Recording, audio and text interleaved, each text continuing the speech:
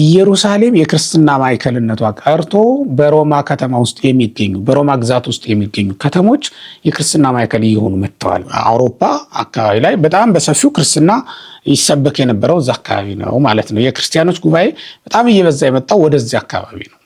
ይሄ የሆነበት ደግሞ ምክንያት ኢየሩሳሌም ስላልተቀበለችው ነው። በእስጢፋኖስ ሞት ምክንያት ክርስቲያኖችን ሁሉ አሳዳለች። እንደ በቆሎ መሬት ሲኖር ብቻ የምትበቅል አይደለችም፣ ሰው ሲኖር የምትበቅል ናት ቤተክርስቲያን። ቤተክርስቲያን ማለት እኮ ምድር ላይ የተተከለች በምድር ላይ የምትቀጥል አይነት ነገር አይደለችም። ጳጳሳት በሌሉበት ሰባኪያን ባልነበሩበት ዘመን ላይ ቤተክርስቲያኒቱ ጸንታ የኖረችው ለምንድን ነው ትለኝ እንደሆነ ትልልቅ የትምህርት ማዕከላት ስለነበሯት ነው። ቤተክርስቲያኒቱ በምድር ሆነን በምናመልከው ስርዓት አምልኮ በምንፈጽመው ስርዓት አምልኮ ነው የሰማያዊውን ሀገር መውረስ የምንችለው እንጂ ምድር የሌለው ቤተክርስቲያን የለም። ሮማውያን ክርስትናን ጠርጥረውት ነበር በመጀመሪያ። ምክንያቱም ምን ብለው ነው የጠረጠሩት? ክርስቲያኖች ማለት ኢየሩሳሌምን ከቅኝ ግዛት ነፃ ለማውጣት የተዘጋጁ ሃይማኖት ለበስ ፖለቲከኞች ናቸው ብለው ያስቡ ነበርና ክርስትናን የሚፈርጁት የነበረው ያን ጊዜ ሮማውያን ሃይማኖት ለበስ ፖለቲካ ነው ብለው ነበር የሚያስቡት። ዕለት ዕለት ሰማዕታት ሳይታረዱ ውለው አያውቁም። በኔሮን ቄሳር ዘመነ መንግስትና እሱ በሚያስተዳድራት ከተማ ውስጥ ማለት በሆስፒታልም ላሉ ክርስቲያኖች ወደ ቤተክርስቲያን መምጣት ለማይችሉት ከቤተ መቅደስ ወስዶ ማቀበል እንደሚቻል ቅዱስ ሲኖዶሳችን ደንግጎ እንደነበረም ተጽፎ አይቻለሁ። ክርስቲያኖች ባሉበት ሁሉ ስርዓተ ቁርባን ሊሰራ ይችላል። በዘመነ ሰማዕታት ከሆነ ደግሞ የክርስቲያኖችን ቤት ጨምሮ ማለት ነው ቅዱስ ቁርባንን ልናዘጋጅበት እና ልናቀብልበት እንችላለን ማለት ነው። በዚያ ወቅት የነበሩት የሮም ነገስታት የመመለክ ደረጃ ላይ ደርሰው ነበረ። ራሳቸውን በቅርጽ የራሳቸውን ምስል እያሰሩ በየሀገሩ እየላኩ ይመለኩ ነበረ። አሁን በኋላ የምናያቸው ሌሎች ነገስታትም አሉ፣ እነ ትራጃን እነ ድምጥያኖስ። በተለይ አሁን ድምጥያኖስ በዋናነት ትልቁ ችግሩ የራሱን ምስል በየሀገሩ እሱ በሚገዛው ሀገር ሁሉ እየላከ ያሰግድ የነበረ ሰው ነው። የአየር ንብረት ለውጥም ሆነ ሌላ የሆነ ነገር ሲያጋጥም አማልክቶቻችን በክርስቲያኖች ምክንያት ስለተቆጡ ነው፣ በከተማችን ክርስቲያኖች ስለሚኖሩና እነሱንም ስለተቆጣቸው ስለተቀየሟቸው የመጣብን ችግር ነው ብለው ለህዝቡ ይነግሩና ያሳምጹባቸው ነበር። በስመ አብ ወወልድ ወመንፈስ ቅዱስ አሃዱ አምላክ በስም በግብር በአካል ሶስት በባህሪ በህልውና አንድ አምላክ ብለን በምናመልከው በአብ በወልድ በመንፈስ ቅዱስ ስም በተለያዩ ዓለማት የምትገኙ የተወደዳችሁ የእግዚአብሔር ቤተሰቦች በያላችሁበት የእግዚአብሔር ሰላም ይድረሳችሁ። እንደምንሰነበታችሁ አሜን። ቸርነት የባህሪ ገንዘቡ የሆነ የሰራዊት ጌታ አምላክ አማልክት እግዚአብሔር በምህረቱ በቸርነቱ ስለጠበቀንና ባለፈው ጊዜ ስለባረከን ይህንንም ጊዜ ደግሞ በቸርነቱ ስለሰጠን ለስም አጠራሩ ከዘላለም እስከ ዘላለም ድረስ ክብርና ምስጋና ይሁን። ይህ የቤተክርስቲያንን ታሪክ የምናጠናበት መድረክ ነው። ዛሬ የምናነሳው ከአለፈው ጊዜ የተረፈውን በቤተክርስቲያን በዘመነ ኔሮን ቄሳር ወይም ደግሞ ወደ ሮም ከደረሰች በኋላ በሮማ ነገስታት የደረሰባትን ግፍና መከራ አስመልክቶ ያንን ግፍና መከራ ታግሰውና ችለው ምዕመናን እንዴት እየበረቱ ወንጌልን እንዳጸኑ እንዳሰፉ ነው የምንመለከተው። ያለፈውን ጊዜ ባረከልን እግዚአብሔር ይህንንም ጊዜ ባርኮ እንዲሰጠንና በዚህም ሰዓት ስለ ቤተክርስቲያናችን ማወቅ የሚገባንን ነገር እንዲነግረን፣ እንዲመክረን፣ እንዲያስተምረን ቅዱስ ፈቃዱ ይሁንልን። እንግዲህ ባለፈው ጊዜ በቤተ አይሁድ መካከል የተነሳባትን ፈተና ነበር ስንነጋገር የነበረው። አይሁድ በማወቅ የሚሆን ባለማወቅ ቤተክርስቲያንን ክፉኛ አሰቃይተዋታል፣ አሳደዋትማል። እንዲያውም ሐዋርያት በአንድ ወቅት እንዲያውም ወደ አህዛብ ዘወር እንላለን ብለው እስኪማረሩ ድረስ ማለት ነው። አይሁድ በጣም በሸንጎ ብዙ ጊዜ እየከሰሱ ያቆሟቸው የነበረው ቅዱሳን ሐዋርያት ነው። በሸንጎ ብዙ ጊዜ ተከሰው ቀርበዋል እና በማወቅ የሚሆን ባለማወቅ ብዙ ግፍ በቤተክርስቲያን ላይ እንዳደረሱ እንረዳለን። እንደውም ከዛ በኋላም ለብኩርናው ለአህዛብ ነው የተሰጠው እንጂ ብኩርናውን ይዛ መቀጠል አልቻለችም ምድረ እስራኤል። ምክንያቱም በክርስቶስ ማመን ስላልቻለች ነው። ብኩርና ለእስራኤል የተሰጠ ነበር በመጀመሪያ። ምክንያቱም እግዚአብሔር ከአህዛብ ቀምቶ ከኤሳው ማለት ነው ቀምቶ ለያዕቆብ የሰጠበት ምክንያት እስራኤልን በመውደዱ ኤሳውን በመጥላቱ ነበረ። ግን ያ ነገር እንዲቀጥል አልሆንም። እስከ ክርስቶስ ድረስ ያንኑ እጅ መያዣ ተብሎ የሚጠራውን ወይም ደግሞ ጥላ ተብሎ ይጠራ የነበረውን ክብር ነው እንጂ ይዘው የቀጠሉት ኋለኛውንና ዋነኛውን ክብር ማግኘት አልቻሉም ማለት ነው። በዚህ ምክንያት እንደውም ቅዱስ ዮሐንስ አፈወርቅ ምን ይላቸዋል? አሕዛብ አስተጋቡ ጽጌረዳ ወሶኩሰ ተርፈ በአበ አይሁድ ምኩራብ አነመ ጸምረ ወቤተክርስቲያን ተአጽፈቱ ይላል። ምን ማለት ነው? አሕዛብ ጽጌረዳውን ቀሰሙ፣ እሾሁ ግን በአይሁድ ዘንድ ቀረ ይላል። ምኩራብ ሰራችው፣ አሕዛብ ቤተክርስቲያን ተጎናጸፈችው ብሎ ነው የሚናገረው። እንግዲህ ከባዱ ነገር ምንድን ነው ካላችሁኝ፣ ጽጌረዳው ይበቅላል። በመጀመሪያ እሾህና ቅጠሉ ይመጣል። ግን በኋላ እሾሁንም ቅጠሉንም ታግሰን የምንቆየው ከሚመጣው ከሚፈነድቀው ጽጌረዳ አበባ የተነሳ ነው ማለት ነው። እና ያ ጽጌረዳ ክርስትና ነበረ፣ ኦሪት ያበቀለችው ወይም ከኦሪት የፈነደቀው ማለት ነው። ኦሪት እኮ አዝቅ ናት ለዚህ ለወንጌል አሁን ለፈነደቀው አበባ አሁን ለምናሸተው የክርስቶስ መዓዛ ኦሪት አዝቅ ሆናለች። አዝቁ ነው አይደል እንዴ አበባውን ያስገኘው? ከአበባው ነው እንግዲህ መዓዛ የሚገኘው ውበት የምንለው ማለት ነው። ውበት ከአበቦች ይገኛል። እሱ ብቻም አይደለም መዓዛ የምንለው አለ ከአበቦች የሚገኝ ነው። ከዛ መጨረሻ ፍሬ ይገኛል ማለት ነው። እነዚህ ሶስት ነገሮች ናቸው ከአበባ የሚገኙት። እነዚህን ደግሞ የሚሸከመው አዝቁ ነው በዋናነት ስሩ አዝቁ። ከዛ በኋላ ነው እንግዲህ እነዚህ የሚመጡት አይደል። እና ቤተ አይሁድ አዝቅ ሆናለች፣ ስር ሆናለች። ግን ደግሞ አበባው ሲፈነድቅ ለአሕዛብ ሰጥታ እሷ ደግሞ ጠፍታለች ማለት ነው። እና ይሄ በጣም ከባድ ነው። አሕዛብ ምንም ሳይጠቀሙ አይሁድ ምንም ሳይጠቀሙበት በተሰጣቸው እድል አሕዛብ ተጠቅሙበታል ማለት ነው። ለዚህም ነው እንደውም ባለፈው አንድ ክፍል ላይ እንደነገርኳችሁ አንድ የአሕዛብ ገዥ ወደ ክርስቶስ መልእክት ልኮለት በአውሳብዮስ ታሪክ ያነበብኩላችሁ ማለት ነው። መልእክት የላከው ወደ ክርስቶስ መልእክት ልኮለት ነበረ። ያንን መልእክት ሲተረጎም አውሳብዮስ ሲጽፎ ምንድን ነው የሚለው? አንተ ከሁለቱ አንዱ ነህ ብሎ ነው የተናገረው። ወይ እግዚአብሔር ነህ ወይም ደግሞ የእግዚአብሔር ልጅ ነህ ብሎ ነበር ደብዳቤ የጻፈለት ማለት ነው። እና ክርስቶስ ሲመልስለት ምንድን ነው ያለው? ስለ እኔ የተነገረው ነገር ሁሉ እንዲህ ነው፣ የሚያዩኝ አያምኑብኝም፣ የማያዩኝ ብቻ ግን ያምኑብኛል ብሎ መልሶለታል ለዚያ ሰው ማለት ነው። በእርግጥ በወንጌልም ይህንን ቃል አስተምሮታል። ስለዚህ መጥቻለሁ ነው የሚለው። የሚያዩ እንዳያዩ፣ የማያዩ ደግሞ እንዲያዩ መጥቻለሁ ብሎ ነበር የተናገረው ማለት ነው። ስለዚህ ያዩት አልተጠቀሙበትም ለማለት ነው። አሁን ቤተክርስቲያን ወደ ሮም ግዛት ተስፋፍታለች። አሁን የሮም ግዛት ብለን የምንጠራው በዚያ ዘመን ታሪክ አሁን ሮም የትኛውን ክፍል የሚያካትት ይመስላችኋል? በጣም ሰፊ ግዛት ነው የነበረው ማለት ነው። ከግዛቶቿ የሚታወቀው በሰሜን አፍሪካ ከአፍሪካ ሀገሮች መካከል ሰሜን አፍሪካ ነው እንግዲህ በዋናነት የሚጠቀሰው። አውሮፓን እና ምዕራብ እስያን እንዲሁም በሜዲትራኒያን ዙሪያ ያሉ ሀገሮችን ሁሉ የሚያካትት በጣም ሰፊና ትልቅ ግዛት ነው የነበረው። ምናልባትም በዚያ ዘመንም ከዛ በፊትም የነበሩ ገዢዎች ከገዟቸው ሀገሮችም በስፋት የገዛች ሀገር ናት። እሷ ዋና ከተማዋን ኢጣሊ አድርጋ ነበር፣ ሮምን አድርጋ ማለት ነው ትገዛ ነበረ። ዓለምን ትመራት አስተዳድር ነበረ ማለት ነው። ይሄ የሚሆነው በእውነተኛው መሲህ በኢየሱስ ክርስቶስ ወይም ዳንኤል ያየው ድንጋይ ቀጥቅጦት በዓለም ሁሉ መላ አይደል የሚለው ያ ራእይ እስኪፈጸም ድረስ ነው። ያ ከዛ በፊት የነበሩት በሙሉ እየጠፉ ከመንግስተ ባቢሎን ጀምሮ ማለት ነው። በትንቢተ ዳንኤል ምዕራፍ 2 ላይ የተጠቀሰ ትንቢት አለ አይደለ? የራእይ ናቡከደነጾር ያየው ከዛም ዳንኤል ደግሞ ያየውና የተረጎመለት ማለት ነው። የዓለም የሚያሳየው እስከ መንግስተ ሮም ድረስ ነው። እስከ ሮም መንግስት ድረስ ይመጣል። የሮም መንግስትም በፋንታው ልክ እንደነዚያ ሁሉ ዱቄት እስኪሆን ድረስ እስኪጠፋ ድረስ እንዲሁ የኖረም ዓለምን የገዛ አስፈሪ መንግስት ነው የነበረው ማለት ነው።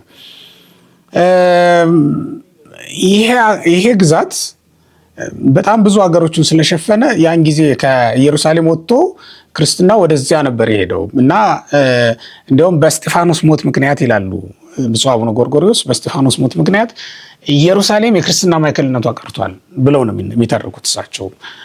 የክርስትና ማዕከል የሆኑት እነማን ናቸው? ከዛ በኋላ እነ ሮም እነ እስክንድሪያ ናቸው። ይሄ ማለት በሮም ግዛት ስር የነበሩት ማለት ነው። እነ ግሪክ እና ሌሎችም ሀገሮች የክርስትና ማዕከል እየሆኑ መጡ። እና ቅዱስ ጳውሎስ በጣም የሰበኩበት የደከሙበት ሀገር ይሄ ምዕራቡ ነው። አውሮፓ አካባቢ ላይ በጣም በሰፊው ክርስትና ይሰበክ የነበረው እዛ አካባቢ ነው ማለት ነው። የክርስቲያኖች ጉባኤ በጣም እየበዛ የመጣው ወደዚህ አካባቢ ነው። ይሄ የሆነበት ደግሞ ምክንያት ኢየሩሳሌም ስላልተቀበለችው ነው። በእስጢፋኖስ ሞት ምክንያት ክርስቲያኖችን ሁሉ አሳዳለች። ያን ጊዜ ነው የሚለው ከሐዋርያት በስተቀር ቅዱስ ሉቃስ የመዘገበው ታሪክ ከሐዋርያት በስተቀር ሁሉም ደቀ መዛሙርት ወጥተው ነው ሄዱት። ከኢየሩሳሌም ለቀው ነው ሄዱት። አገዳደላቸው ጭካኔ የተሞላበት ነበር። እስጢፋኖስን የገደሉበት መንገድ ማለት ነው። በድንጋይ ወግረው ነው የገደሉት። ከዛም ደግሞ ለሁለት ቀን ውጭ ላይ ነበረ የተገደለበት ስፍራ ዛሬ የሚታየው እስጢፋኖስ የሞተበት ስፍራ ተብሎ ቤተ መቅደስ የተሰራበት ያ ስፍራ የሚገኘው ከቤተ መቅደሱ ቅጥር ውጭ ነው። ከኢየሩሳሌም ቅጥር ውጭ ሄሮድስ ያሳጠረው ትልቅ ቅጥር አለ። ከዛ ውጭ አውጥተው ነበር የገደሉት ማለት ነው። ከዛም ደግሞ ማንም እንዳይነካው አድርገው አሞራ እንዲበላው ማለት ነው ትተውት ነበረ። በኋላ ሉቃስም እንደመዘገበልን በነፍሳቸው የተወራረዱ ክርስቲያኖች ልባቸው እንዳንበሳ የጀገነ የጠነከረ ክርስቲያኖች እሱን ያገኘናል ሳይሉ መተው ቀበሩት እንጂ እንዲሁ ትተውት ነበረ። ያ መተው ሲቀብሩት ዝም ያሏቸው አይሁድ አራዊትም አልበሉትም፣ አይዋፍም አልበሉትም። የበለጠ ሌላ ታምራት በዚያ ላይ እየተከሰተ አማኙ ቁጥር እንዳይበዛ ወስደው ቢቀብሩት ይሻላል ብለው ዝም ብለዋቸዋል ማለት ነው። በእንዲህ አይነት መንገድ በጭካኔ ስለታወቁ እየጣሏቸው ሄደዋል ማለት ነው። እና ወደ ቤተ መቅደስም ሲሄዱ እየገፈተሩ ያስወጧቸው ነበረ ለጸሎት በሚሄዱበት ጊዜ ማለት ነው። እንዲሁ ነው መኖርንም ስላልፈለጉ ስላልመረጡ በተለያዩ ሀገራት ለመበተን በቅተዋል ማለት ነው። ከዛ እንግዲህ ይህንን ያነሳሁት ለምንድን ነው? ኢየሩሳሌም የክርስትና ማዕከልነቷ ቀርቶ በሮማ ከተማ ውስጥ የሚገኙ በሮማ ግዛት ውስጥ የሚገኙ ከተሞች የክርስትና ማዕከል እየሆኑ መጥተዋል ነው። አሁን ትልልቅ ትምህርት ቤቶችም የተቋቋሙት በአንጾኪያና በእስክንድርያ አይደል? ስንደርስ እናየዋለን እሱን። እነዚህ ትልልቅ ትምህርት ቤቶች የተቋቋሙትና በጣም ትልልቅ መምህራን የሚወጡት ከነዚያ ትምህርት ቤቶች ነው። አሁን የክርስትናው ስራ በጣም እየሰፋ የመጣው የት ነው ማለት ነው? ኢየሩሳሌም ውስጥ ሳይሆን ወደ ሌሎቹ ሀገሮች ነው ማለት ነው። በእርግጥ ኢየሩሳሌም ላይ ክርስቲያኖች አልነበሩም ማለት አይደለም፣ ነበሩ ክርስቲያኖች። እንዲያውም በቆሮንቶስ እና በተለያዩ ሀገሮች ያሉ ባለጸጎች እነዚህ የንግድ ከተማ የሚባሉ አሉ። እዛ አካባቢ ላይ ይኖሩ የነበሩት አስተዋጽኦውን እያወጣጡ ይልኩ የነበረው ወደ የት ነው? በኢየሩሳሌም ለሚገኙ ክርስቲያን ነዳያን ነበር። በእርግጥ ምጽዋቱ ሁሉንም ያካተተ ነው፣ ያመኑትንም ያላመኑትንም ነው። ግን ብፁዕ አቡነ ጎርጎርዮስ እንዳሉት ማለት ነው። ግን በዋናነት ምጽዋቱ ይሰበሰብ የነበረው ለኢየሩሳሌም ቤተክርስቲያን ተብሎ ነው። በኢየሩሳሌም ትኖር ለነበረችው ቤተክርስቲያን ተብሎ ነበር ይሰበሰብ የነበረው ማለት ነው። ስለዚህ በኢየሩሳሌም ክርስቲያኖች አልታጡም። ያው በዛ ጊዜም እንደነበሩ መረዳት እንችላለን ማለት ነው። ሆኖም ይህን ያክል የክርስትና ማዕከል ሊያሰኝ የሚችል ነገር አልነበራትም ማለት ነው። ኢየሩሳሌም ሰፊ የክርስትና ማዕከል ናት ብሎ ለመናገር የሚያስችል እንዳልነበረ ነው የሚያሳየው። ክርስቲያኖች ማመኖራቸው ያው ሲኖዶሱም እዚያ መደረጉ በራሱ የሚያሳየው ነገር አለ። ያው ክርስቲያኖች ስላሉ ነው አባቶቻችን እዚያ የሄዱት እንጂ በሌላ ነገር ስላይደለ ማለት ነው። እንግዲህ እስከ እሌኒ መምጣት ድረስ እና መስቀሉ እስከወጣበት ጊዜ ድረስ የኢየሩሳሌም ክርስትና እንዲሁ እንደደበዘዘ ነው የሚቆየው ማለት ነው። በኢየሩሳሌም ክርስትና እንደተላበሰ እንደተዳፈነ ነው የሚቆየው። ከዛ በኋላ አይሁድ በክርስትና የሚደረጉ ታምራቶችን በጠቅላላ መቋቋም ስለሚጀምሩ ይህን ያክል ዝግባ የሚባል የክርስትና ታሪክ ብዙም አናገኝበትም ማለት ነው። ወደ ምድረ ሮም ስንሄድ ግን እንግዲህ በወቅቱ በጣም ክፉ የሚባለው ንጉስ ደግ ንጉስ ባየንባት ሮም ከተማ ላይ ማለት ነው። ጢባሪዎስ ቄሳርም ባየንባት ሮም ከተማ ላይ ኔሮን የሚባል ንጉስ ተነስቷል። ይሄንን ባለፈውም ላይ የነበረበትን ዘመን አንስተናል። ከ57 እስከ 68 የነበረው ይሄ ሰው ወፈፌና እንደው መኩነስነስ የሚወድ ሰው እንደነበረ ይነገርለታል። በተለይ ብፁዕ አቡነ ጎርጎርዮስ በጻፉት የቤተክርስቲያን ታሪክ መጽሐፍ ላይ በሰፊው ስለዚህ ሰው ጽፈው አይቻለሁ። በጣም ክርስቲያኖችን ለማሳደድ ምክንያት ይፈልግ የነበረ ሰው ነው እና በዚያ ዘመን በጣም ክርስቲያኖችን ለማሳደድ ከሚጠቀሙባቸው ዘዴዎች አንዱ ከተሞችን ማቃጠልና የአየር ንብረት ለውጥም ሆነ ሌላ የሆነ ነገር ሲያጋጥም አማልክቶቻችን በክርስቲያኖች ምክንያት ስለተቆጡ ነው፣ በከተማችን ክርስቲያኖች ስለሚኖሩና እነሱንም ስለተቆጣቸው ስለተቀየሟቸው የመጣብን ችግር ነው ብለው ለህዝቡ ይነግሩና ያሳምጹባቸው ነበር ይላል። በተጨማሪም የቤተ ጣዖት አገልግሎት ላይ ተሰማርተው የነበሩ ካህናትም ቀንደኛ ጠላቶቻቸው ነበሩና እነሱም ህዝቡን ለማሳመጽ በጣም ብዙ ዘዴዎችን ይጠቀሙ ነበር። አሁን ነገስታቱ ላይላዩን እንደዚያ ይበሉ እንጂ ላይላዩን ያችን ምክንያት ይጠቀሙ እንጂ ውስጡን ግን በጣም የተቀየሟቸው ለምን መሰላችሁ? በዚያ ወቅት የነበሩት የሮም ነገስታት የመመለክ ደረጃ ላይ ደርሰው ነበር። ራሳቸውን በቅርጽ የራሳቸውን ምስል እያሰሩ በየሀገሩ እየላኩ ይመለኩ ነበረ። አሁን በኋላ የምናያቸው ሌሎች ነገስታትም አሉ፣ እነ ትራጃን፣ እነ ድምጥያኖስ። በተለይ አሁን ድምጥያኖስ በዋናነት ትልቁ ችግሩ የራሱን ምስል በየሀገሩ እሱ በሚገዛው ሀገር ሁሉ እየላከ ያሰግድ የነበረ ሰው ነው። የሮማ ነገስታት ዓለምን በአንድ እግር ተቆጣጥረው ስላስተዳደሯት ያ ወደ ትዕቢት ወስዷቸው ነበረ። በነገራችን ላይ ናቡከደነጾርንም ወደ ትዕቢት የመራው ኢየሩሳሌምም ስትሰግድለት፣ ግብፅም ስትንበረከክለት ስትገብርለት፣ ሌሎችም ሀገሮች እንዲሁ ሲገብሩለት ትዕቢት ነው ወደ አምላክነት የወሰደው ማለት ነው። ፀሐይን የማወጣ የማገባ እኔ ነኝ እስከ ማለት ድረስ ያደረሰው አንዱ ምክንያት እሱ ነበረ ይላሉ አባቶቻችን። ስለዚህ ምንም እንኳን ቢሆን ማለት ነው ምንም ቢሆን የሮማ ነገስታት ይሄም ሁሉ ነገር ቢሆን ላይላዩን ሌላ ነገር ምክንያት ፈጥረው ነው እንጂ ክርስቲያኖችን እንዲሁ እንደጠሉን እንጥላቸው፣ እኛን ስለተቃወሙ ነው የምናሳድዳቸው ብለው ሊገፏቸው ሊመቷቸው በፍጹም አልፈለጉም ነበር ማለት ነው። ምክንያት ይፈልጉ ነበር። ስለዚህ በኔሮን ቄሳር ዘመን የተደረገው ነገር ምንድን ነው ካላችሁኝ፣ ኔሮን ከተማይቱን አቃጠላት። እሱ እንዳቃጠላት ነው እንግዲህ የሚነገረው። አቡነ ጎርጎርዮስም የጻፉልን እንደዛ ብለው ነው። ግን ሌላ ሰው እንዳቃጠላት ተደርጎ እንዲወራ ነው የተደረገው። በዚያ ወቅት እሱ ከከተማ ውጭ ሆኖ ከተማዋ ስትነድ ምን እንደምትመስል ለማየት በሚያስችለው ቦታ ላይ ሆኖ እንድትቃጠል ያደረገ ብለውታል በሌሎች ታሪኮች ማለት ነው። እና እዛ ላይ ሆኖ እየተመለከተ ከተማዋ ተቃጠለች። ከቃጠለው በኋላ ግን የተወራው ምን ተብሎ ነው? በክርስቲያኖች የተቆጡ አማልክት ናቸው ከሰማይ እሳት አውርደው ከተማይቱ እንድትበላ ያደረጉ ተብሎ በክርስቲያኖች ምክንያት ከተማይቱ እንደነደደች እና እንደተቃጠለች ሮም ፈተና ውስጥ እንደወደቀች እንዲታሰብ ተደረገ ማለት ነው። አሁን ያ ምን አጋጣሚ ይፈጥራል መሰላችሁ? ያ የሚፈጥረው ጥሩ አጋጣሚ ምንድነው? ህዝቡ ሁሉ አምርሮ እንዲጠላቸው ይደረጋል ማለት ነው ክርስቲያኖችን፣ እና በየሄዱበት እንዲያሳድዳቸው እንዲያባራቸው ምክንያት ያገኛሉ ማለት ነው። ለዚህ ነበረ በዋናነት እንዲች አይነት ምክንያቶችን ይፈጥሩ የነበረው የሮም ነገስታት። እንግዲህ ኔሮን ቄሳርም አንዱ የተጠቀመበት ዘዴ ይሄ ነበረ። ያንን ተከትሎ በጣም ከባድ ስቃይ፣ ይሄ ነው የማይባል የማይቆጠር መከራ በክርስቲያኖች ላይ ደርሱባቸው በጣም ከፍተኛ የሆነ እልቂት ነው የተፈጸመው ማለት ነው። ብዙ ምዕመናን ታርደዋል፣ ብዙ ምዕመናንም ተሰደዋል። የሮምን ግዛቶች እየለቀቁ የተሰደዱም አሉ። በእርግጥ በስደት ደረጃ በጣም የሚታወቀው እና አምሳያ የሌለው የስደት ታሪክ የተፈጸመው በዳኪዎስ ዘመን ነው። እሱን ሌላ ጊዜ እንመጣበታለን። 3ኛው መቶ ክፍለ ዘመን ላይ ስንደርስ የምናየው ነው የሚሆነው። በዚህም ዘመን ግን ስደቱ ተጀምሯል። እንዲያውም ከቤተ አይሁድ ውጭ ከፍተኛ ተቃውሞ የገጠማት ቤተክርስቲያን በዚህ ሰው ዘመን ነው። እሱን ራሱን ጨምሮ ከፍተኛ ተቃዋሚ ነበረ እና ብዙ መከራ የተቀበለችውም በዚህ ሰው ዘመን ነው ማለት ነው። ያን ጊዜ ነው እንግዲህ የሮም ምዕመናን በሮም የነበሩ ምዕመናን የክርስቲያኖችን በሰማዕትነት የሞቱትን የሰማዕታትን የክርስቲያኖችን አጽም እየሰበሰቡ አንድ ቦታ ላይ ያስቀምጡ ነበረ። ያም ያስቀምጡበት የነበረው ቦታ ካታኮምብ የሚባለው ወይም በእኛ ቋንቋ ገበበ ምድር አለበለዚያም የምድር ውስጥ ህይወት እንግዲህ የተጀመረው በዚህ አጋጣሚ እንደሆነ ይነገራል ማለት ነው። የካታኮምብ ኑሮ የተጀመረው እንግዲህ በሱ ዘመን እንደሆነ ይነገራል ማለት ነው። እንግዲህ ከዛ በኋላ ክርስቲያኖች የምድር ውስጥ ህይወት መኖር ቀጠሉ ማለት ነው። ይሄ ካታኮምብ በጣም ብዙ ሰማዕታት አጽማቸው የተሰበሰበበት እንዲሁም ብዙ ሐዋርያትም እየገቡ ምዕመናንን ያገኙበትና ያስተምሩበት የነበረው ስፍራ ነው። ዛሬም ድረስ ለጉብኝት ክፍት ሆኖ የተወሰኑትን እኔም አይቻቸዋለሁ።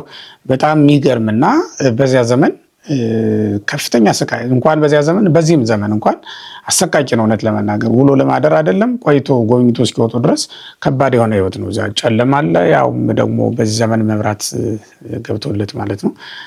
ከዛ ውጭ ደግሞ እንትኑም አለ ቀዝቃዛ ነው በጣም ከምድር ልብ ውስጥ ስለተደረገ ማለት ነው።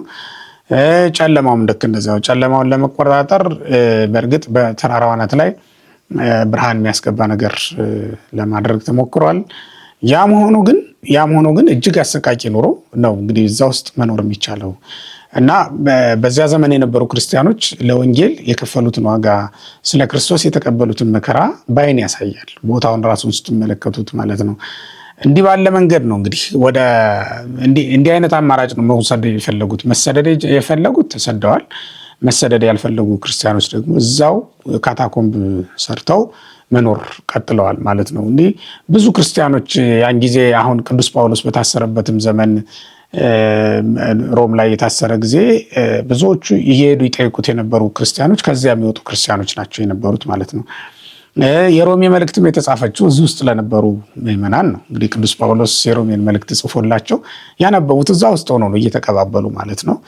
በኋላም እነዚህ ክርስቲያኖች ቤታቸውን እንደ ቤተክርስቲያን አድርገው ስለነበረ ይጠቀሙበት የነበረው በቤታችሁ ላለችው ቤተክርስቲያን እስከመባል ድረስ ደርሰዋል ማለት ነው። ምክንያቱም የማህበር ጸሎት የሚያደርሱትም እዚያው ነው። ሐዋርያትን መጥተው የሚያስተምሯቸው የወንጌሉን አውደ ምሕረት እዚያው ነው። እንዲሁም ለቁርባን በሚዘጋጁበትም ጊዜ ቁርባን የሚያዘጋጁላቸውና ቅዱስ ቁርባን የሚያቀብሏቸውም እዚያው ነው ማለት ነው። በነገራችን ላይ ክርስቲያኖች ባሉበት ሁሉ ስርዓተ ቁርባን ሊሰራ ይችላል። በዘመነ ሰማዕታት ከሆነ ደግሞ የክርስቲያኖችን ቤት ጨምሮ ማለት ነው ቅዱስ ቁርባንን ልናዘጋጅበት እና ልናቀብልበት እንችላለን ማለት ነው።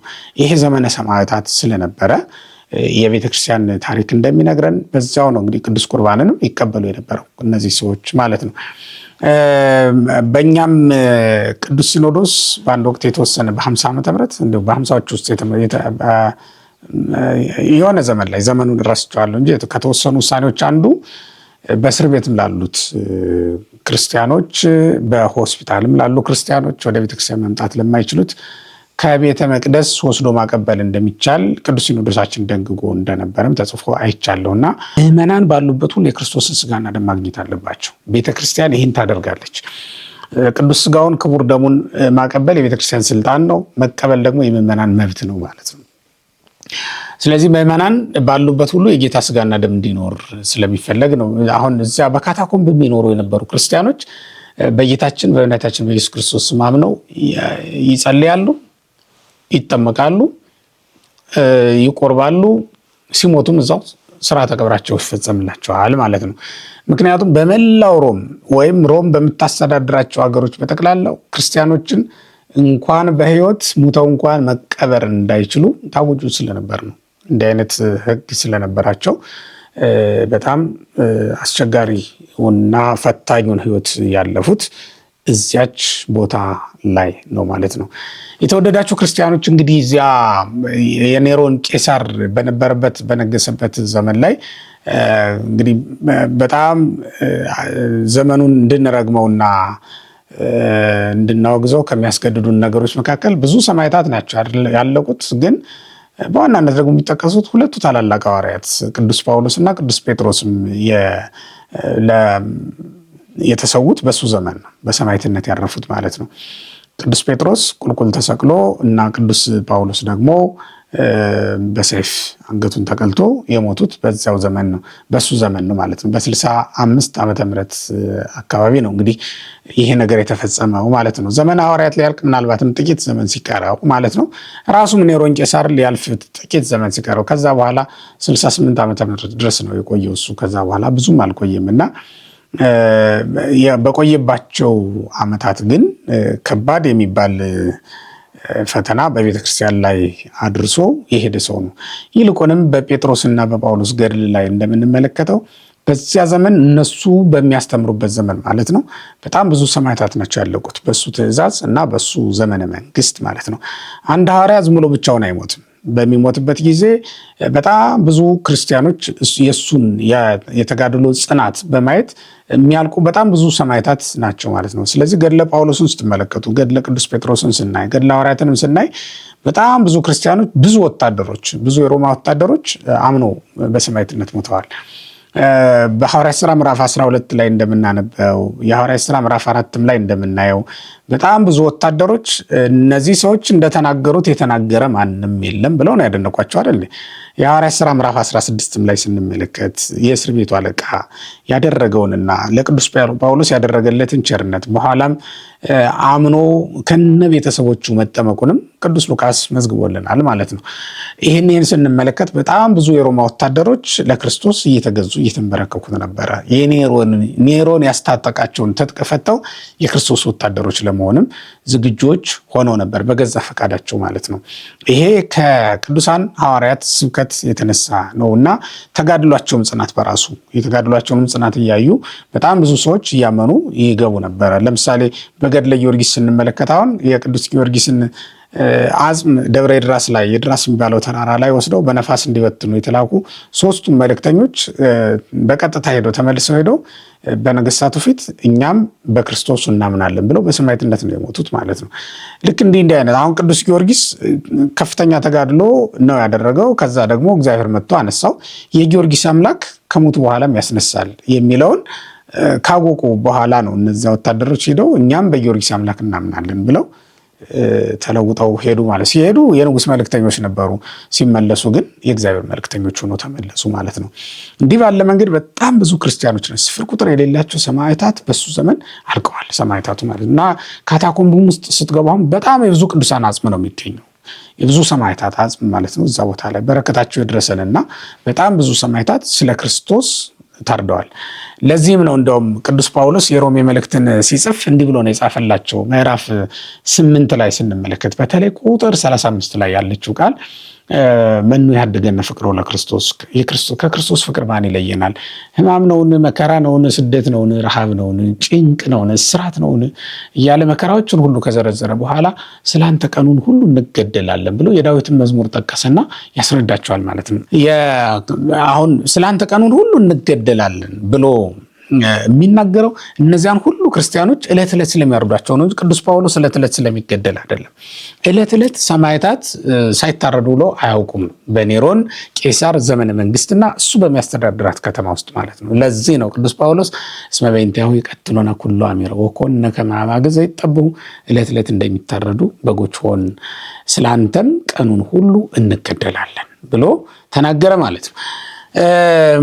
ይህንን ስለነዚያ ክርስቲያኖች ብሎ ተናግሮታል። የጻፈውም ይህንን መልእክት እዛው ሮም ውስጥ በኔሮን ቄሳር ከተማ ውስጥ ለሚገኙ ክርስቲያኖች ስለነበረ ኃይልና ብርታት ሆኗቸው ይሄ ስለሱ ቀኑን ሁሉ ለመገደል ዝግጆች ነበሩ። ለምን?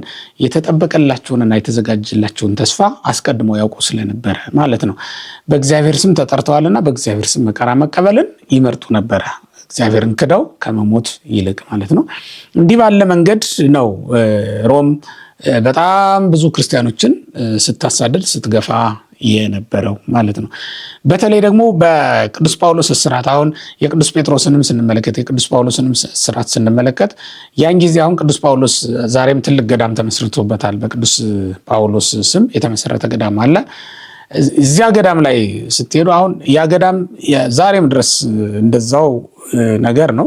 ዛሬም እንኳን በጣም ወንበዴዎች የሚገኙበት አካባቢ ነው። የአካባቢ ያን ጊዜ በጣም ነፍሰ በላ የሆኑ ወንበዴዎች ይኖሩበት የነበረ ነው ቅዱስ ጳውሎስ የታሰረበት እና ዛሬም ጉድጓዱ አለ የታሰረበት በጣም ጭንቅ የሆነ ብርድ ያለበት ስፍራ ነበር። የመጨረሻውን ሰማዕትነት የተቀበለበት ጊዜ የታሰረው ስርዓት ማለት ነው። እና በዚያ ዘመን ቅዱስ ጳውሎስን በጣም ያሳዝነው የነበረ ግን የብርዱ ጉዳይ አልነበረም። ያሳስበው የነበረው የበረዶ ወቅት ነበረ። ወቅቱ ያ ምኑም አልነበረም ለጳውሎስ። በጣም ያስጨንቀው የነበረው የክርስቲያኖች መራቅ ነው። በጣም ከፍተኛ ዛቻ ይዙቱባቸው ስለነበረ ሮማውያን መጥተው ሊጠይቁት አልቻሉም። በሁለተኛው ስርዓቱ በነበረ ጊዜ መጥተው ይጠይቁት ስለነበረና እያስተማራቸው ይሄዱ ስለነበረ መልእክትም እየጻፈ ይልክ ስለነበረ አልተጨነቀም፣ አላዘንም። በዚህ ወቅት ግን በጣም አዝኖ እንደነበረ ተጽፏል ማለት ነው። እንዲያውም ለጢሞቴዎስ የጻፈለት መልእክት ያቸው የመጨረሻዋ መልእክት ማለት ነው፣ ሁለተኛዋ መልእክት የመጨረሻዋ እንደሆነች ይታመናል በመጽሐፍ ቅዱስ ታሪክ አጥኞች ዘንድ ማለት ነው። ያችን መልእክት ራሱ ሲልክለት ቅዱስ ጳውሎስ የክረምት ወቅት ሳይገባ በቶሎና ብሎ ነበረ ይላከለት። ከዛም ለክረምት ወቅት የሚሆኑ በርኖሱንና ሌሎችንም ነገሮች ይዞለት እንዲመጣ እስራቱም የመጨረሻው እንደሆነ ስለሚያውቅና እንደማይፈታም ስላሰበ መጻሕፍቱንም ይዞለት እንዲመጣ በጢሮአዳ በአክርጳ በኩል የተዋቸውን መጻሕፍት ይዞለት እንዲመጣ ያሳስበው እንደነበረ እናያለን ማለት ነው። ከፍተኛ ስቃይ በቅዱስ ጳውሎስ ላይ የደረሰበት ዘመን ነው። ከሰውም ተለይቷል፣ እንዲሁም ከአገልግሎት ውጭ ሆኖ ነበረ ማለት ነው። ለምን? ክርስቲያኖች እዚያ ስለማይመጡ። በዚያ ዘመን ሞትን ጨክኖ ለመቀበል ወዶ መጥቶ የጠየቀው ሄኔሲፎሩ የሚባል ደቀ መዝሙሩ እንደነበረ ተመዝግቧል።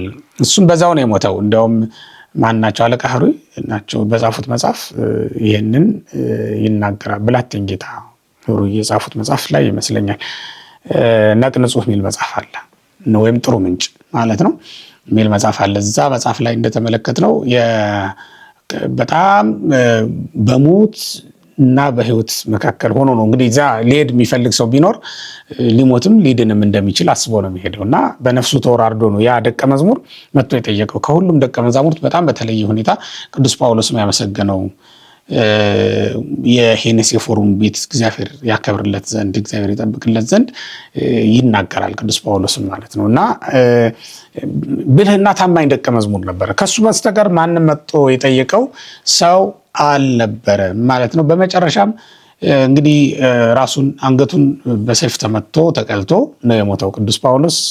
ሐምሌ 5 ቀን ዛሬ እያከበር ነው እንገኛለን እኛ ማለት ነው። ሌሎቹ እንደየአቆጣጠራቸው በተለያየ ቀን ያከብሩታል።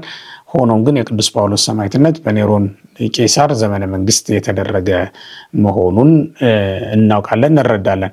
እንግዲህ የሁለቱን ሐዋርያት መገደል ተከትሎ ወይም ሁለቱም ሐዋርያት በሰማዕትነት ካረፉ በኋላ ኔሮን ቄሳር ብዙም ጤና አልነበረውም ተብሎ ይነገራል።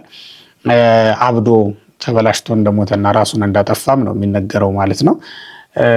የሆነ ሆኖ የአላውያን መጨረሻቸው ነው ማለት ነው። አሁን ዛሬ ብፁዕ አቡነ ጎርጎርዮስ እንደተናገሩት ኔሮን ቄሳር ሞቷል፣ ቤተክርስቲያን ግን በሕይወት አለች ማለት ነው።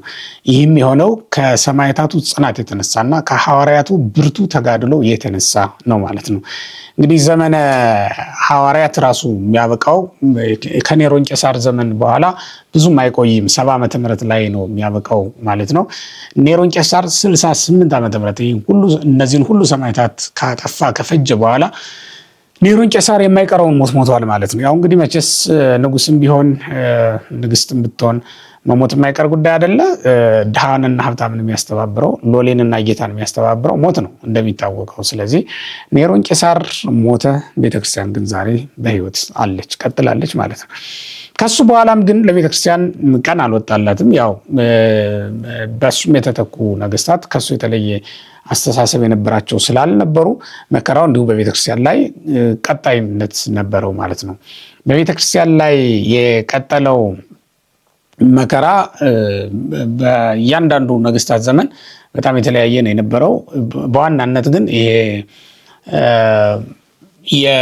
ከ68 ዓመተ ምህረት እስከ 70 ዓመተ ምህረት ድረስ የነበረው በተለይ ከ66 ጀምሮ ነው የሚባለው።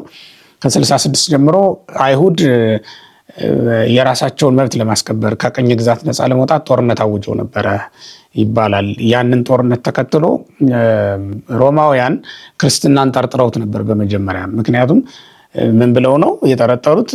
ክርስቲያኖች ማለት ኢየሩሳሌምን ከቅኝ ግዛት ነፃ ለማውጣት የተዘጋጁ ሃይማኖት ለበስ ፖለቲከኞች ናቸው ብለው ያስቡ ነበርና ክርስትናን የሚፈርጁት የነበረው ያን ጊዜ ሮማውያን ሃይማኖት ለበስ ፖለቲካ ነው ብለው ነበር የሚያስቡት። ምድረ እስራኤልን ከቅኝ ግዛት ነፃ ለማውጣት ነው ይሄ የተደረገው እንጂ ይሄ ሃይማኖት አይደለም ብለው ያስቡ ነበር ማለት ነው። ግን እንዳልሆነ የክርስቶስን ታሪክ ቢመረምሩ በቂ ነበረ። የክርስቶስ ታሪክ የሚያሳየው ኢየሱስ ክርስቶስ ለራሱ ቤት እንኳን ያልነበረው ከሰማይ ወፎችም ከምድረ በዳ ቀበሮችም በታች የራሱን የሚያስጠጋበት ምንም እንዳልነበረው ነው የተናገረው። ከዚያም ደግሞ ምድራዊ መንግስት የማይሻ እንደነበረ፣ ለሮም መንግስትም ግብር ይገብር እንደነበረ። ለሮም መንግስት ግብር ገብሯል ኢየሱስ ክርስቶስ። የሮማ ግብር ተቀባዮች መጥተው ደቀ መዛሙርቱን መምህራችሁ ይገብራል አይገብርም ብለው ጠይቀዋቸው ነበር ይላል። እና ከነገር ለመውጣት ነው የገበረው። የማቴዎስ ወንጌል ምዕራፍ 17 ላይ ታሪኩ ተጽፎ ታገኙታላችሁ። እንደ ንጉስነቱ ሊገብር እንደማይገባው ተናግሯል። ነገስተ ምድር ማህበ መንዱ ይነሱ ጸባይተ፣ የምድር ነገስታት እጅ መንሻ ከማን ይቀበላሉ ብሎ ነበር ደቀ መዛሙርቱን የጠየቃቸው። ከሎሌዎቻቸው ከሚገዟቸው ሰዎች ነዋ ብለው ጠየቁት። ነፃ ከወጡት ከነገስታት ልጆች ግን ሊቀበሉ አይገባም አይደል አላቸው። አዎ እንኪያስ ልንገብር ባልተገባም ነበር። ነገር ግን ከመይርከው ምክንያት አድርገው እንዳይጣሉን ሂድና ከባህር አሳ አጥምደህ ከዚያ የምታገኘውን ወርቅ ወስደህ ስጣቸው ነበር ያለው። በእርግጥም ቅዱስ ጴጥሮስ እንደታዘዘው ሂዶ አሳ ሊያጠምድ ጀመረ። የተያዘለትን አሳ ሲከፍተው አፉ ውስጥ ወርቅ አገኘ። ያንን ወርቅ ወስዶ ለነገስታቱ ገበረ ማለት ነው። ለሮም ነገስታት ገበረ። እንደ አምላክነቱ ባህር አስገበረ ይሉታል። ባህር ገበረችለት። እንደ ሰውነቱ ደግሞ እሱ ራሱ ለቄሳሮች ገበረ ብለውታል አባቶቻችን ሲተረጉሙ ማለት ነው። እንደ ሰውነቱ የገበረ እንደ አምላክነቱ ያስገበረ አምላካችን መድኃኒታችን ኢየሱስ ክርስቶስ የሮማ መንግስትን ተቃውሞ ያሰማበት ምንም ጊዜ አልነበረውም። እንዲያውም የሮማ መንግስት ተቃዋሚ ነው ብለው ነበር አይደል አይሁድ ይከሱት የነበረው። በሮማ መንግስት ላይ ግን ምንም አይነት ተግሳጽ ተናግሮ አያውቅም። ያ ማለት ተቃውሞ ህዝቡ እንዳይገዛለት ተናግሮ አያውቅም ነበር ማለት ነው። እንዲያውም እንዳይፈረድባቸው አትፍረዱ ብሎ ጥሩ ትምህርት ነው ያስተማረው። እንዳይፈረድባቸው አትፍረዱ፣ ይትኮነኑ ከመ ይትኮነኑ፣ እንዳይፈረድባቸው አትፍረዱ ብሎ ማንም በማን ላይ ሊፈርድ እንዳይገባው ጥሩ የሥነ ምግባር ትምህርት ከማስተማር ያለፈ ሌላ ያለው ነገር የለም ማለት ነው። ግን በመጨረሻ ምን ብለው አሰቡ እነሱ ማለት ነው? የለም ክርስትና ማለት የሮማን ቅኝ ግዛት ለማክሸፍ የተቋቋመ ሃይማኖት ለበስ ፖለቲካ ነው ብለው አሰቡ ማለት ነው። ያው ይህን ታሪክ ስላልሰሙና ስለማያውቁ ከክርስቶስም ጋር ስላልኖሩ ሊያስቡ ይችላሉ። እንደዚህ አይነት ሀሳብ ቢያስቡ ምንም ማለት ላይሆን ይችላል ማለት ነው። በክርስቶስ የማያምን በነገራችን ላይ ስለ ክርስቶስ ብዙ ነገር ሊያስብ ይችላል። ፈሪሳውያንም በክርስቶስ አያምኑም፣ ግን እነሱ የሚያስቡት የእነሱን ራሱን የቻለ ሀሳብ ነበራቸው። ያን እንዲፈጽምላቸው ነው የሚያስቡት። ያ ማለት ኢየሩሳሌምን ከቅኝ ግዛት ነፃ እንዲያወጣላቸው ያስቡ ነበረ። ኤስያውያንም ልክ እንደዚያው እነሱም በክርስቶስ ስላላመኑ ስለ ክርስቶስ የሚያስቡት ነገር የተዛባ ነገር። በክርስቶስ የማያምን ሁሉ ስለ ክርስቶስ የሚያስበው ነገር የተዛባ ነው በነገራችን ላይ እና አሁን እኛም ክርስቶስን ካላወቅነው ስለ ክርስቶስ የምናስበው ነገር የተዛባ ነው። አሁን ብዙ ጊዜ ሰዎች ምድራዊ ሀሳብ ይዘው ወደ ክርስቶስ መንግስት ወደ እግዚአብሔር ቤት የሚመጡት ስለ ክርስቶስ ያላቸው እውቀት ወይም በክርስቶስ ያላቸው እምነት ደካማ ሲሆን ነው ማለት ነው እንጂ በክርስቶስ ያመነ ወይም ክርስቶስን እንደሚገባ ያወቀ ሰው ስለ ምድራዊ ነገር ሊጨነቅ አይችልም ማለት ነው። የመጀመሪያው ባለፈው የነገርኳቸው አንድ ታሪክ አለ። ወደ አንዲት ሀገር ሂዶ የሀገሪቱን ገዥ ያሳመነው ቶማስ የላከው ደቀ መዝሙር ነው ብያቸዋለሁ። ታዲዮስ የሚባል ከ72 አርድእት የሚቆጠር ደቀ መዝሙር ማለት ነው። ሂዶ አጥምቆ አሳምኖ ደዌውን ሁሉ ፈውሶ በሀገሪቱ ያለውን ትምህርተ ወንጌል አስፋፍቶ ሲመለስ ብዙ ወርቅ ሰጥተውት ነበር ይላል እና የኔ ወርቅ ኢየሱስ ክርስቶስ ነው ብሎ የኔ ገንዘብ ክርስቶስ ነው ብሎ እንደመጣ ነው የሚነገረው ማለት ነውና በክርስቶስ የሚያምኑ ሁሉ ገንዘባቸው ክርስቶስ ነው፣ ሌላ ምንም ነገር አያስፈልጋቸው ማለት ነው። ይሄ ማለት ግን በምድር ያለው ገንዘብ ለሰው ልጆች የማያስፈልግ ነው ለማለት አይደለም። ቤተክርስቲያንም ለመስራት እኮ ገንዘብ እንጠይቃለን አይደል እንዴ? ይሄ አስፈላጊ ነው። ግን ዋናው የምንፈልገው ነገር ወደ እግዚአብሔር መንግስት የመጣንበት ዓላማ ግን እሱ አይደለም ለማለት ነው። የመጣንበት ዓላማ እሱ አይደለም። ያ ቀጥሎ ያለ ነገር ነው የሚሆነው። እኛ በመጀመሪያ ጽድቁና መንግስቱን እንደተባለው እንደተጻፈው ጽድቁና መንግስቱን እንፈልጋለን፣ እግዚአብሔር ደግሞ ይሄኛውን ያሳካል ብለን ስለምናምን ማለት ነው። በዚህ መንገድ ልናየው ይገባል ማለት ነው። ሮማውያን ግን ይሄንን አላወቁም። ሃይማኖት ለበስ ፖለቲካ ነው ብለው ስለጠረጠሩ በክፉኛ ተቃውሟቸዋል። በኋላ እንደተባለውም የፈሩት አልቀረም። ሮማውያን አይሁድ በጠላትነት ተነሱባቸው። ከ66 ዓመተ ምህረት ጀምሮ እስከ 70 ድረስ ጦርነት ላይ ነበሩ፣ አገራቸውን ነፃ ለማውጣት ማለት ነው። በዚያ ዘመን የሮማ ነገስታት በርትተው ኢየሩሳሌምን ሲወጓት ክርስቲያኖችን መከራ መቀበላቸው አልቀረም። እንደውም ከደረሰባቸው ክፉ መከራ የተነሳ ዮርዳኖስን ተሻግረው አንዲት ከተማ ላይ መሳፍረው ይኖሩ እንደነበረም እንዲሁ ተመዝግቦ እናገኛለን ማለት ነውና እነዚህ የሮማ ነገስታት አይሁድን ብቻ ሳይሆን ክርስቲያኖችን ጭምር ይቃወሙ ይጋፉ እንደነበረ መረዳት እንችላለን ማለት ነው። ከዚህ ላይ ግን እኔ በተጨማሪ እንድትይዙልኝ የምፈልገው ነገር ምንድነው ኢየሩሳሌም ከዛን ጊዜ ጀምሮ ነው የጠፋችው ክፉኛ የተመታችው ማለት እስከዛ ድረስ ቅኝ ብትገዛም ቤተ መቅደሳቸውም አለ ህጋቸውም ስርዓታቸውም አለ ሊቀ ካህናቱን እሱ ቢሾምላቸውም ያው ሊቀ ካህናት አለ ምንም እንኳን በፖለቲከኞቹ ፈቃድ የሚሾም በመሆኑ የሃይማኖት ጉዳይ አስፈጻሚነቱ እንብዛም ቢሆንም ማለት ነው ያው ቤተክርስቲያን በቀኖናው አካል ሾመችው በስተቀር አንድ ሰው በፖለቲከኛ ግፊት ከተሾመ የፖለቲከኞችን ፈቃድ ብቻ ነው የሚፈጽም እነሱ ግንባር ከጠቆረ ምንም አይነት የሃይማኖት ስርዓት ሊጥስ ይችላል ማለት ነው ግንባራቸው እንዳይጠቆር እንዳይሰማቸው አድርጎ የሚከታተለው ጌቶቹን ያ ማለት የሾሙትን ሰዎች ማለት ነው እንደዚህ አድርጎ ይቀጥላል ማለት ነው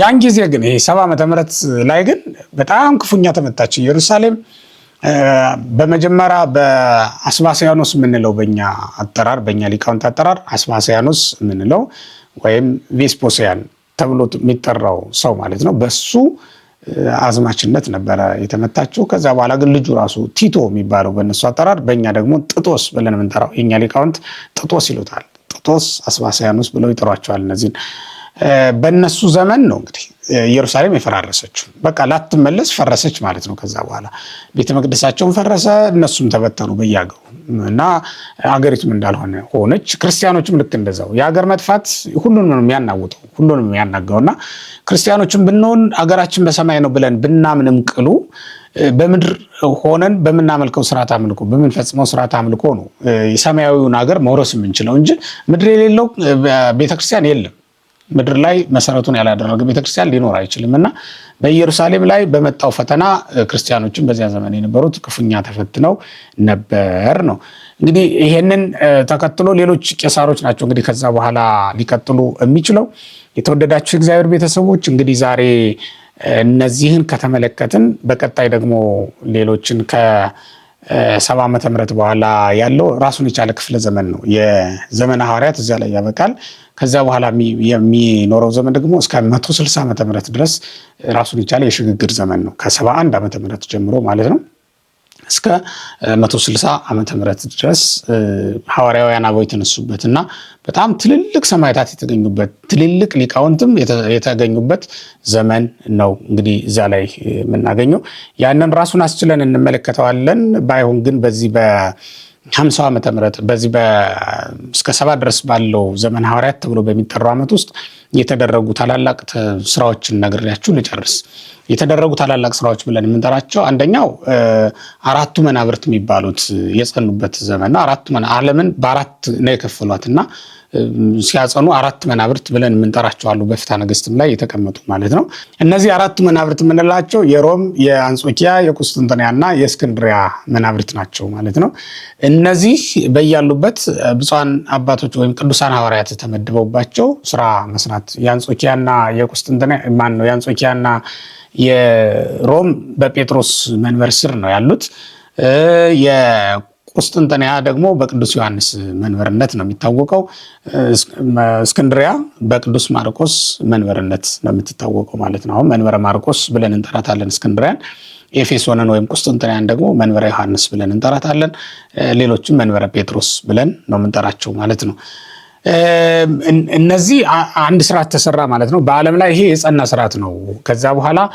ዓለም አራት አይነት መንበር ነው ያላት ወይም አራት መናብርት ነው ያሏት በዚህ ነው የጸናች እስከ ኬልቄዶን ጉባኤ ድረስ እነዚህ አራቱ መናብርት አልተለያዩም እንዳለ በተሰራላቸው ስርዓት ታሪካቸውን ጠብቀው ነው የቆዩት ማለት ነው ጉባኤም ሲደረግ እነዚህ አራቱ ሁሉ መናብርት ናቸው የሚመጡት ሊቀ መንበርነቱ ለሮም ቤተክርስቲያን ነው የሚሰጠው አፈ ጉባኤነቱ ለእስክንድሪያ ቤተክርስቲያን ነው የሚሰጠው ለዚህም ነው በሶስቱም ጉባኤያት ዓለም አቀፍ ጉባኤያት ላይ አራቱ መናብርት ስለነበሩ ሶስቱን ጉባኤያት የመሩት የእስክንድሪያ አባቶች ናቸው አፈጉባኤነት ለእስክንድሪያ የተሰጠ ስለነበር ማለት ነው። ፍትሐ ነገሥታችንም ይሄንን ነው የሚነግረን። ሌሎቹ የማዕጠንትና የቡራኬ አገልግሎት ነው የተሰጣቸው፣ አንጾኪያና ቁስጥንጥንያ ማለት ነው። እንዲህ ባለ ሁኔታ ስራውን ተከፋፍለው አገልግሎቱን ተከፋፍለው መናብርቶቻቸውን ያጸኑበት ዘመን ነው። ከዛም ሌሎችም ሐዋርያት እየተነሱ እነ ቅዱስ ጳውሎስን የመሳሰሉ ታላላቅ ሐዋርያት እየተነሱ አዳዲስ አብያተ ክርስቲያናት የተመሰረቱበት ዘመን የነበረው። አዳዲስ ኤጲስቆጶሳትንም እየሾሙ እነ ጢሞቴዎስን፣ እነ ቲቶን፣ ሌሎችንም ደቀ መዛሙርት እየሾሙ በየሀገረ ስብከቱ ወንጌል እንዲስፋፋ ያደረጉበት ዘመን ነው የነበረው። በእግራቸው ነው በአብዛኛው ይሄዱ የነበረው። በደመና የሚሄዱበት ጊዜ ቢኖርም ቅዱስ ጳውሎስ ግን በእግሩ ብዙ ሰዓት እንደሄደና በመርከብ ብዙ መንገድ እንደሄደ እንረዳለን። እንግዲህ የሐዋርያት ስራን ስትመለከቱት በጣም ብዙ ታሪኮች የተፈጸሙት በዚህ ዓመት ውስጥ ነው። እንግዲህ የሐዋርያት ስራ ከምዕራፍ 13 ጀምሮ እስከ ምዕራፍ 28 ድረስ ያለውን ስትመለከቱ የቅዱስ ጳውሎስ ታሪክ ነው ያለው። በዚህ ሁሉ ይሄ ሁሉ ታሪክ የተፈጸመው የሚገርመው እዛ ላይ እስራት አለ፣ በባህር መካከል የደረሰ ፈተና አለ፣ መርከባቸው ተሰብሮባቸው የነበረ ጊዜ አለ፣ መርከብ በማጣትም ተቸግረው የነበረበት ጊዜ አለ። ተይዘው ቅዱስ ጳውሎስ ጨምሮ ተይዘው በወህኒ ታስረው በመቶ አለቆችና በወታደሮች ተከበው ወደ ይግባኝ ጠይቀው ወደ ሮም ሲሄዱ የነበረበት ጊዜም አለ።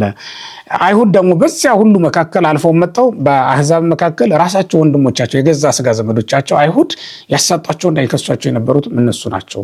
እንዲያውም አንዳንድ ጊዜ በአይሁድን ደስ ለማሰኘት ተብሎ የአህዛብ ነገስታት ራሳቸው የማይገባ ፍርድ ይፈርዱላቸው እንደነበረ እንረዳለን። አሁን የሐዋርያት ሥራ ምዕራፍ 12ን ስትመለከቱ አይሁድን ደስ እንዳላቸው አይቶ ነው የሚለው ሄሮድስ ጨምሮ በበዓል ቀን ጴጥሮስን አሰረላቸው ይላል።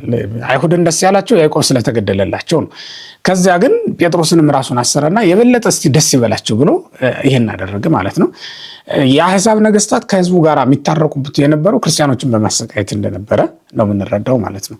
እና ይሄ አንዱ ነው በዚያ ዘመን ከተደረጉ ነገሮች መካከል መናብርቱን ማጽናት በየሀገሩ አንዱ ስራ የተሰራው በዚያ ዘመን ነው።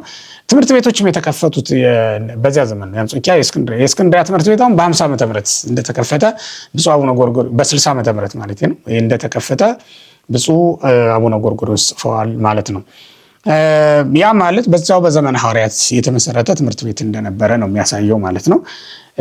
በዚያ ዘመን የነበረውን የወንጌል አገልግሎት በደንብ ያሰፋው የጉባኤ ቤቶች መከፈት ነው። በነገራችን ላይ የትምህርት ማዕከላትን መክፈት አንድን ተቋም ትልቅ ያደርገዋል።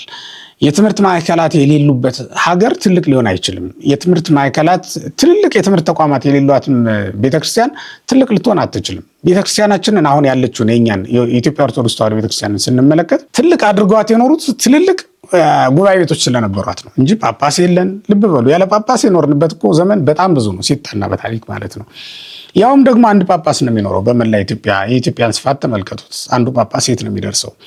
እና ጳጳሳት በሌሉበት ሰባኪያን ባልነበሩበት ዘመን ላይ ቤተክርስቲያኒቱ ጸንታ የኖረችው ለምንድን ነው ትለኝ እንደሆነ ትልልቅ የትምህርት ማዕከላት ስለነበሯት ነው ቤተክርስቲያኒቱ ማለት ነው። ያን ጊዜ የነበሩ በታሪክ የሚታወቁ ከቤተ ቀጢን ጀምሮ ማለት ነው ያ በአክሱም ዘመነ መንግስት በጣም ትልልቅ ስራ ይሰራበት የነበረው የትምህርት ማዕከል ቤተ ቀጢን የሚባለው ነው። አባ ሰላማ ራሱ ፊደላቱን ያስተካከለበትና በኦሪት የነበረው ሊቀ ካህናት ጨምሮ ሌሎችንም አስተምሮ ያጠመቀበት ማለት ነው። የነገስታትንም ልጆች ያስተምሩበት የነበረው እሱ አንዱ ነው። ክርስትናውን በጣም ያስፋፉት እነዚህ ናቸው። በኋላም በጎንደርም ዘመነ መንግስት በጎንደር የመንግስት ማዕከል ስትሆን መምህራኑ ሊቃውንቱ ወደዚያ ሄዱ። በጣም ሰፋፊ ትልልቅ ጉባኤ ቤቶች ነበሩ። እንደውም እንደና አለቃ አየለ የመሳሰሉ ትልልቅ መምህራን የቅርብ ታሪክ ነው የምነግራችሁ። ከዛ በፊትም የነበሩት ደግሞ በሸዋም ዘመነ መንግስት ደብረ ብርሃን የመንግስት ማዕከል በነበረችበትም ዘመን በጣም ትልልቅ ሊቃውንት ነበሩ እና አባ ጊዮርጊስን ጨምሮ ትልልቅ ሊቃውንት ይሄ መካከለኛው ዘመን የሚባለው አካባቢ ላይ ነበሩ። በጣም ትልልቅ ሊቃውንት ነበሩ። በአክሱም ዘመነ መንግስት እና ቅዱስ ያሬድን የመሳሰሉ ታላላቅ ሊቃውንት ወጥተው ነው እንግዲህ ክርስትናውን በደንብ ያስፋፉትና የሰበኩት ማለት ነው። እና ትልልቅ የትምህርት ማዕከላትን መገንባት ትልልቅ አብያተ ክርስቲያናት እንዲኖሩ ያደርጋል። አለበለዚያ ግን እያነስን ነው የምንሄደው። የትምህርት ማዕከላቶቻችን እያነሱ በሄዱ ቁጥር እያነስን ነው የምንሄደው። የኢትዮጵያ ቤተክርስቲያን በዚህ ላይ ሞኝነት ያሳየች ይመስለኛል። ያ ማለት ጥንታዊውን አብነት ትምህርት ቤት መዘንጋት ስለሚታይ ነው። ብቸኛው ከማንም አካል በጀት የሌለው ተቋማውን የቤተክርስቲያኒቱ የትምህርት ማዕከላት ናቸው። ከማንም አካል በጀት የማይበጀትላቸው የቤተክርስቲያኒቱ የትምህርት ማዕከላት ናቸው። ይሄ የመምህራኑን ደሞዝ ጨምሮ ነው። አሁን ለመምህራን ደሞዝ መስጠት ተጀምሯል። ከዛ ውጭ ግን የመምህራኑን ደሞዝ ጨምሮ ያለ በጀት የሚኖሩ የቤተክርስቲያን እኛን ያስተማሩ መምህር አስታውሳለሁ። እንግዲህ የኛ የቅርብ ጊዜ ነው እንግዲህ በወር 50 ብር ይከፈላቸው ነበር እስከ ዕለተ ሞታቸው ድረስ ማለት ነው። እና እንዲህ አይነት አሁን በቤተክርስቲያኒቱ ለትምህርት ተቋማት ያደረገችው ጥረት የከፈለችው ዋጋ ምንድን ነው ተብሎ ቢጠቀስ መምህራኑና ደቀ መዛሙርቱ የከፈሉትን ያክል አያክልም እውነት ለመናገር እና ይሄ ወደፊትም ሊታሰብበት የሚገባ ጉዳይ እንደሆነ በዙ እግረ መንገዱን እንደው ካገኘሁት ዘንድ ማሳሰብ ስለምፈልግ ነው። አንዳንድ መድረኮችን ላይ ስናገር ሰምታችሁ ይሆናል። ግን የምናገረው የትምህርት ተቋማት የሌሏት ቤተክርስቲያን ልትቀጥል እንደማትችል እርግጠኛ ስለሆንኩ ነው። እና ልጆቿን ማስተማር ያልቻለች ቤተክርስቲያን በማን ልብ ውስጥ ነው መቀጠል የምትችለው? ቤተክርስቲያን ማለት እኮ ምድር ላይ የተተከለች በምድር ላይ የምትቀጥል አይነት ነገር አይደለች።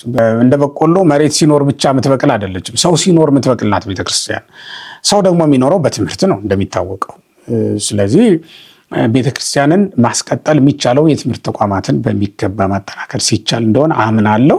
እውነቱም እሱ ነው። ሐዋርያት የሚያደረጉት ይህንን ነው። እንግዲህ በተለይ ይሄ አሁን 4ኛው መቶ ክፍለ ዘመን 5ኛው መቶ ክፍለ ዘመን ላይ ስንደርስ በጣም ትልልቅ የትምህርት ማዕከላት በመፈጠራቸው ነው የአርዮሳውያንን ተቃውሞ መግታት የቻለችው ቤተክርስቲያን መቋቋም የቻለችው ያንን ወጀብ ያንን ፈተና የትምህርት ማዕከላት በደንብ ተጠናክረው ስለነበረ ነው ማለት ነው። ስንደርስ እናነሳቸዋለን እነዚያን በየቦታቸው። አሁን ግን የሐዋርያትን ብቻ ነው ያነሳ ነው። ሐዋርያት በሄዱበት ቦታ የትምህርት ማዕከላትን ከፍተው እንደነበረ ከዚያም ደቀ መዛሙርቱን ሰብስቦ ማስተማር በነ ቅዱስ ጳውሎስም ዘመን የተለመደ ነው። አንዳንድ መምህር መልአክም እንደዛው አሁን ቲቶን ሲጽፍለት ምንድን ነው ያለው? ሀደጉ ከውስተ ቀርጤስ ከመትስ ይሞት አስራት ሁሉ ነው የሚለው። ሁሉን እንድትሾም እንድታስተካክል በቀርጤስ ትቻለሁ ብሎ በቀርጤስ ነው እንግዲህ ሹሞት የመጣው ማለት ነው። አንዳንድ መምህር ይሾሙላቸዋል፣ ተሰብስቦም እንዲማሩ ያደርጓቸው ያበረታቷቸው እንደነበረ እንረዳለን ማለት ነው። ስለዚህ ክርስቲያኖች በዚያ ዘመን ከተደረጉ አበይት ክንውኖች መካከል ሊጠቀስ የሚገባው ስራ ነው ብዬ ስላመንኩ ነው ይህንን ያነሳውላችሁ።